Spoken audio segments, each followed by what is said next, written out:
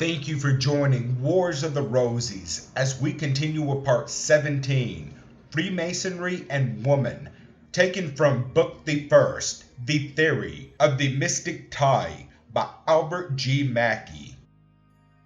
Part 17, Freemasonry and Women.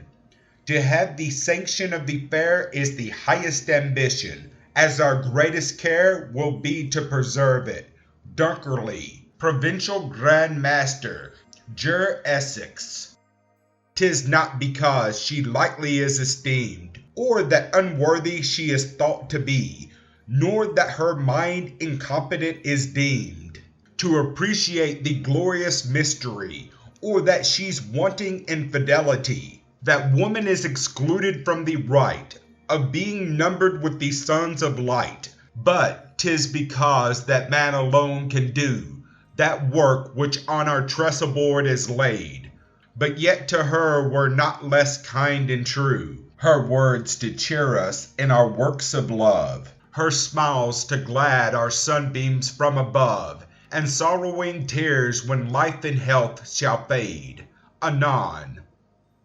The prohibition of women from our mysteries has not so much been adduced as an objection, but our adversaries, for imputation of censure, as it has been introduced by our friends, for the purpose of apology to the intelligent man or woman. The fact is one which was to have been expected in the prevailing customs of society, and would hardly need a defense or any other reason for the prohibition than that it is neither proper nor usual for women to mingle in the assemblages of men. As, however, the objection has been made, it is perhaps expedient that some reply should be made to it in a work professedly intended to vindicate the character of the institution. Perhaps the best reason that can be assigned for the seclusion of women from our lodges will be found in the character of our organization as a mystic society.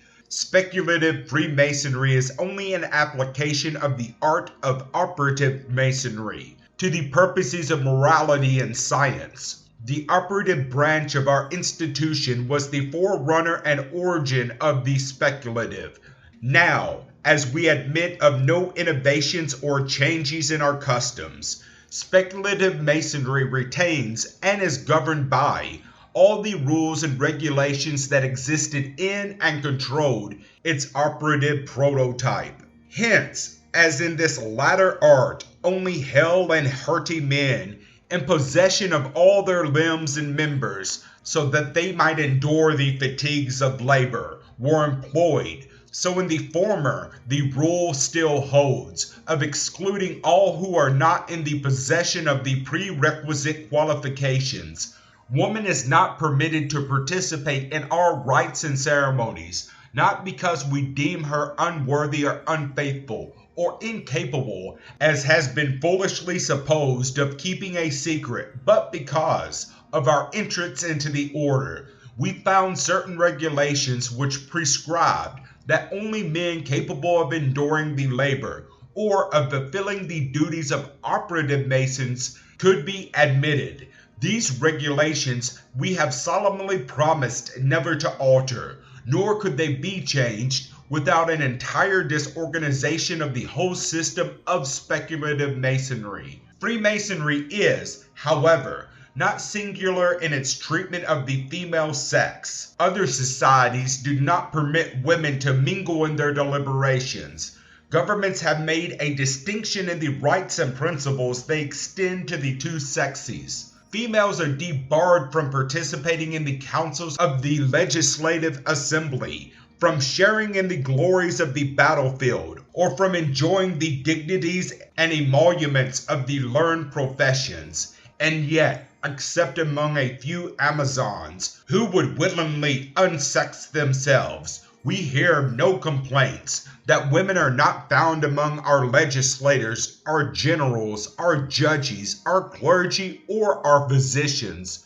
The truth is that woman's proper sphere is another more contracted, but more admirable and useful one. It is at the domestic hearth, administering happiness as the faithful wife, and inculcating the practice of virtue as the exemplary mother. It is, in short, in the active discharge of all the duties which belong to home, that truly Anglo-Saxon word and Anglo-Saxon place, that woman finds her appropriate position.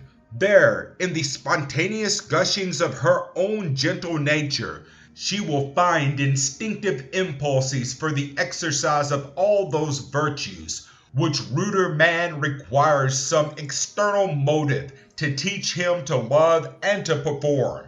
But though we do not admit females to a participation in our ceremonies, we do not love and cherish them the less. One of the most solemn of our mystic rites inculcates a reverence for the wife, the mother, the daughter, and the sister of the Mason, who, in their relation to our brethren, exercise a peculiar claim upon the affections and sympathies of the craft.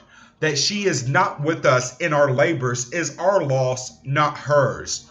We miss the encouragement of her smile and the example of her tenderness. But while in our acts of charity and benevolence, we do not forget the claims of the widow and the orphan, we can hardly deem it a reproach, though it may be a misfortune, that we, like all other societies, exclude her from an association with us in the business of our lodges. Thank you for watching, and please don't forget to share, like, subscribe, and comment. And if you can, please consider donating to Wars of the Rosies. Links to PayPal and Patreon are in the description. Thank you so very much.